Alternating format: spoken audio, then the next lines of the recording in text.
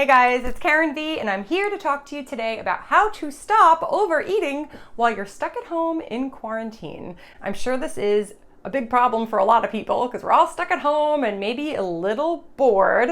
So I wanted to share my tips with you about how to stop overeating. I've had a lot of food and body image issues for a large portion of my life, and I've done my fair share of overeating / restricted dieting. So I just wanted to reflect on my 30s because my 30s is when I really got my stuff together. Kind of stopped having my overeating issues and my dieting issues. So I've had issues from my teen years up till about 30. And I said, well, what went right in my 30s? Why? How did this just resolve itself? So I really dug deep into my past and I came up with these 5 tips to help you guys hopefully end that whole overeating habit. Really quick before I get into my 5 tips, I just want to talk about the word overeating and talk about what causes it. So for me personally in my life, things that have caused overeating are boredom, sadness, hopelessness, the addictive properties of food, and finally, extreme dieting and the all or nothing mentality. Really thinking about what's causing it can be a huge help. My first official tip is to keep busy, meaning be task oriented and be productive. So while we're all at home right now, I know not everybody has maybe extra time on their hands, but I think more people have that extra time than not. So personally for me, I like to keep busy with doing a lot of purging, doing a lot of organizing and cleaning. They're not my favorite things to do, but they certainly keep me busy.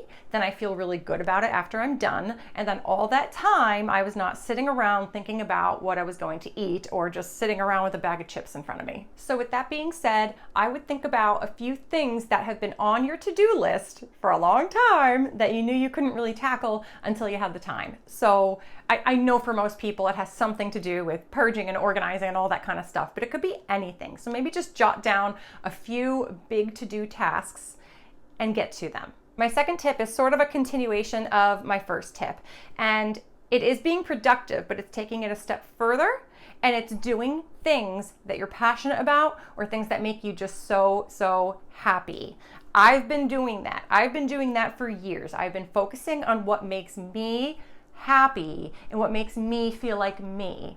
And when I really dig deep into what makes me happy and what makes me feel like I'm being my true self, I'm happier. And then I'm spending all my time on that. And I have no more room for thinking about food and, what my rules are. When you don't feel happy, you're finding something that's like a quick fix to just kind of fill that void and make you happy in the moment. Like who doesn't like the taste of, ice cream or cookies or cakes and all that stuff? It makes you feel good in the moment, but in the long run, it makes you feel much worse. And then you just create another problem for yourself. So I have been spending a lot of time just doing things that make me happy. And I do have a really good example. My food issues really started to diminish when I got engaged. So I got engaged and then I was like, okay, wedding diet time. I'm gonna lose 10 pounds for my wedding. And guess what? I never went on the wedding diet and I actually lost 10 pounds naturally. It just happened. And it was because I was one of those that actually really enjoyed wedding planning. I loved every part of it. I loved it so much. And I was just so excited about planning everything out that all of a sudden, like all that time I used to spend on all this diet stuff, I was like exercising constantly, like to an extent that it was just too much. I was, logging every morsel of food I had. I was probably on a million different diets before then, and it just consumed my whole existence. Like my brain was just filled with, Karen, did you do this right? Did you do that wrong? That wasn't good of you. Oh my gosh, all or nothing, blah, blah, blah. All of that really went away when I got engaged because I enjoyed the wedding planning process. That was the start of it all for me. And it was very much an eye-opening moment. I knew after we got married, things just started to make sense. And this was actually the beginning of my time where I was not in the fitness industry anymore. I used to be in the fitness industry, and when I was in that industry, those were my hardest times with body image and food problems. So very interesting. Let's now talk about food, the actual food. So one thing I strongly believe is that you need to enjoy what you're eating. So I would suggest, if you haven't done this already, make sure your kitchen is filled with healthy foods that you actually enjoy, not healthy foods that you hate, Like for me, I really hate Greek yogurt. I will use it to mix in with recipes, but to just sit down and eat some yogurt, like that's just not a staple for me, even though I know it's very healthy. So make sure you're enjoying it.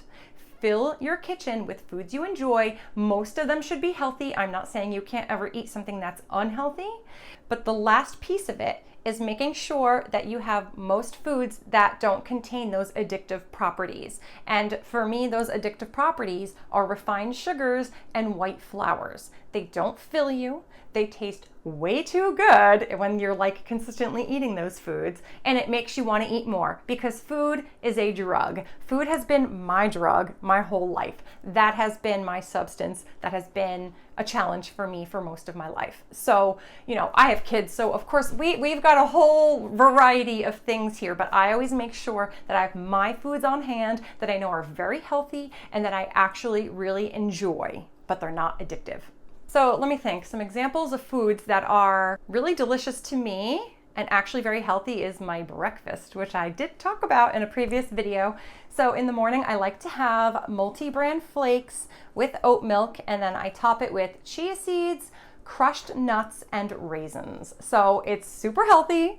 And it's so good. And it actually fills me up for quite some time. Oh, and I have coffee with regular half and half and the sugar in the raw. So that's my breakfast. And I have been doing that for so long and I love it so much. And I love that I love it, I enjoy it, and it's super healthy. My fourth tip now stems off of tip number 3.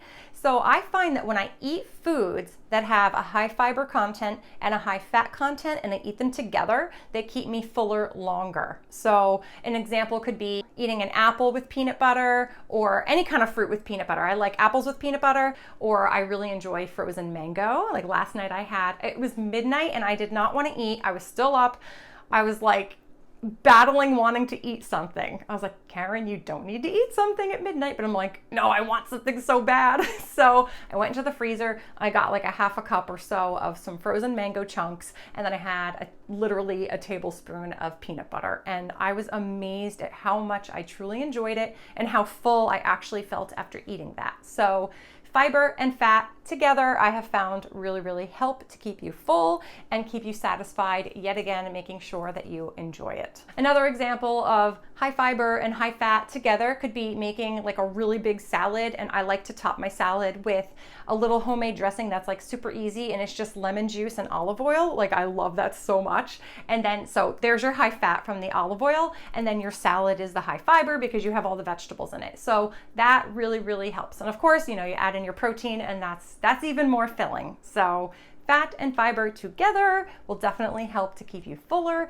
and not cause you to go off the deep end and overeat due to not being satisfied. The last and final tip has to do with having body awareness. Okay, so when you feel like you're on the brink of going for like that binge or like that sit down with that bag of chips or that, you know, package of cookies, you literally have to stop yourself and think to yourself, how am I going to feel afterwards physically and mentally? Okay, so obviously if you're trying to stop overeating, you're aware that, you know, you've got a little bit of food issues, right? So you're trying to improve your body and you're trying to improve your mind. So you got to think, how am I going to feel after? Is this actually going to help me? Chances are after you sit down to that bag of chips, you're going to feel bloated and you're going to feel probably not so good mentally. Like maybe, you know, in the moment you're feeling like, oh, this was so good. You're on like a little high because the food tasted so good. But then shortly thereafter, you're going to feel so regretful and so full and so sad and like a failure and all that kind of stuff. I just want to make sure also I'm not promoting perfectionism at all. We are all human beings and sometimes we're going to eat more at some moments in our lives than we do other. But this video is for the purpose of helping you if you have issues with, you know, consistent overeating. So I hope you guys found this video helpful. If any of you have any tips that have been helping you to stop overeating while we're at home especially, please leave them in the comments below. If you liked this video, please give it a thumbs up. And if you think you'd like to see more videos from me, please subscribe and I will see you next week. What is your favorite healthy food? Frozen mango. Frozen mango! Yes, you guys always want to eat the frozen mango.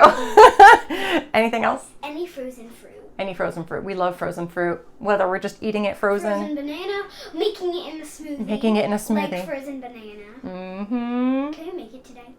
Maybe. That's our topic.